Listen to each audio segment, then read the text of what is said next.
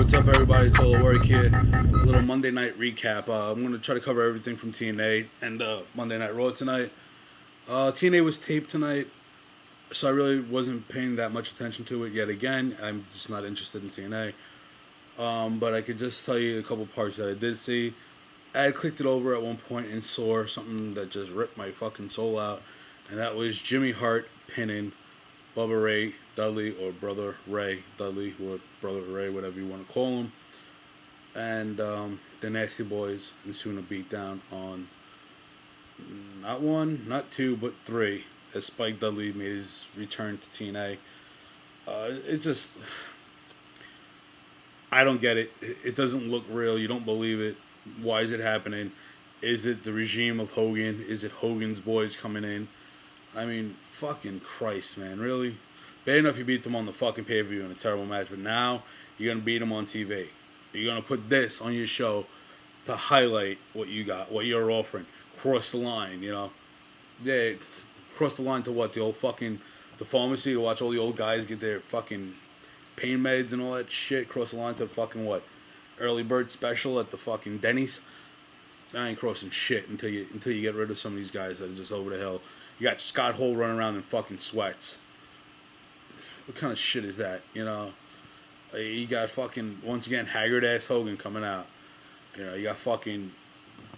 Actually, I'm not gonna say anything bad, because actually one match I caught the end of, which wasn't bad, was Ken Anderson and Desmond Wolfe against Kurt Angle and Pope, and it looked really good. Pope getting the roll of victory over Desmond Wolfe, and then Ken Anderson, after the match, attacking Kurt Angle and taking that medal that he had that he's gotten from the Marines, and kind of dig it into his head, making him bleed, and telling him that that's not all the blood, that he'll draw more out of him at the pay-per-view.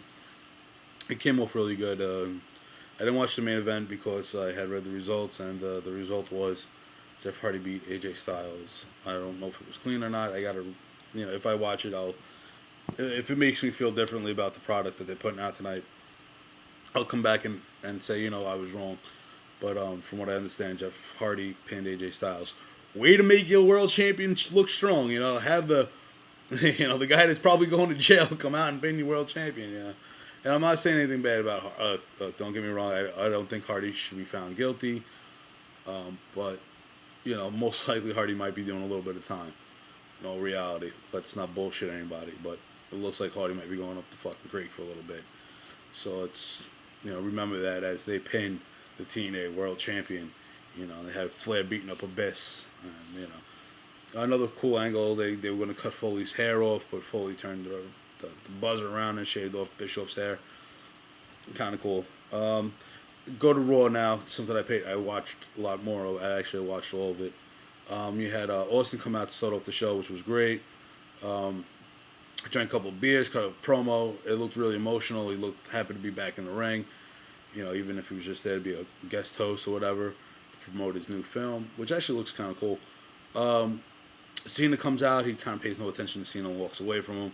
Big Show comes out. There's a little stare down between Austin and Big Show, and they say, these two have history. No, let's not forget that Big Show's first appearance was during the Valentine's Day Massacre, when Austin was in the cage with Mr. McMahon, and Big Show came out and beat up Austin, which was cool. It's very rarely does WWE actually talk about the history or the past.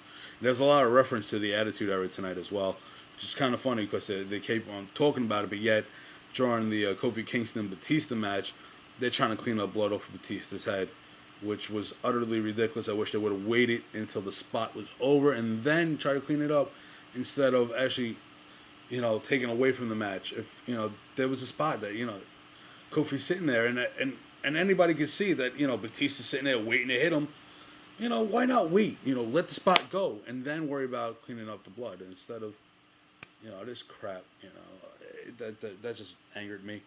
You had a Big Show and John Cena match, which was really good. Big Show looked great coming off with the win, using right hand as the finish.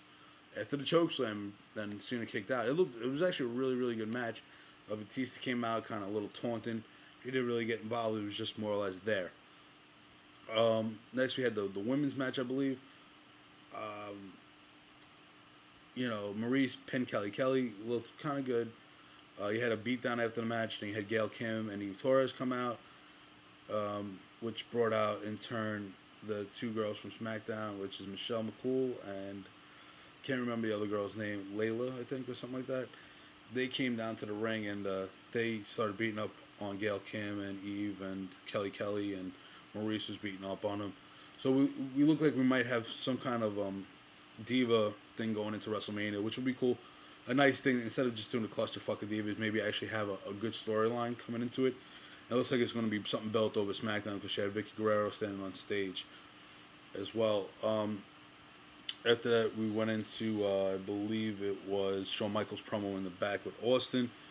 You know, Shawn Michaels asked Austin if he thinks he could beat The Undertaker, and Austin said yes, but I don't think you're breaking the streak. Which, you know, Shawn then in turn said, I like your honesty, and that's why he came to you and asked you. You had Jericho come in and start making jokes and maybe try to lighten it up a little bit, which went into their match. There was a couple of funny spots in the back. Trying to cover everything and try to keep this, 10 minutes. So I'm sorry if I'm leaving stuff out, but I just want to give what really caught my eye, actually. They had a pretty good match. You can't really complain. There wasn't anything I could say bad about it. Jericho got counted out, and they had Edge chasing back to the ring, and then Edge speared him, and then this whole the new Edge thing is he's going to whisper, spear, which is fucking utterly corny, especially coming from a guy called a Rated R Superstar. Doesn't make sense. Once again, that is the PG era of WWE, going back to the 80s. I don't even know what. It's just like the early 90s when he had terrible wrestlers like Doink and Adam Bomb and Bash and Booger running around. I mean, Doink was kind of cool if you look at the evil Doink, but the good guy Doink sucked. Then they had the other WrestleMania rematch, which was really good. I think this was the match of the night, hands down. Triple H, Randy Orton, which was a match way better than the WrestleMania match they had last year. Orton came off shining like a diamond. Triple H looked really good. Cody Rhodes and Ted DiBiase Jr. came in for the beatdown at the end. Triple H came back in to help out Orton. He got kicked by Sheamus, which leads to next week's main event, which is going to probably be Sheamus, which is actually Sheamus, Cody Rhodes, and Ted DiBiase against Randy Orton and Triple H, which is going to be kind of cool to see how that breaks down at the end of next week. Then you had the match I spoke about earlier, which was Kofi Kingston Batista match. And like I said, it looked really good. A very entertaining match. Batista being a real heel. The whole blood thing, I think, ruined the fucking match. And it was good, too, because, once again, Batista is really becoming this heel that I like. I wish he still had the beard and looked a little more rougher, but for some reason he feels the need to shave all the time. As he's walking up the ramp, he's jaw-jacking with a fan. And actually, something I haven't seen from a WWE wrestler in quite some time, especially on TV, is he actually flexed on the fan and the fan sat back down, which was really cool to see. That's old school heat, baby. You can't get any better than that shit. Now you had the contract signed between Bret Hart and Vince McMahon. Austin came in the ring and said, look, Vince, I think Stu Hart should go in. Not in those words and not as kindly as I put it, but, Austin said, I think Stu should go in. And Vince McMahon said, I agree. I want all the Harts there so they can witness what I'm going to do to Bret, which is then in turn going into the contract signing. They sign the contract. Austin looks over it, says, very good. Austin walks away, turns around when he's up on the stage, and he goes, there's one, you know what? I'll let Bret tell you. Bret turns around.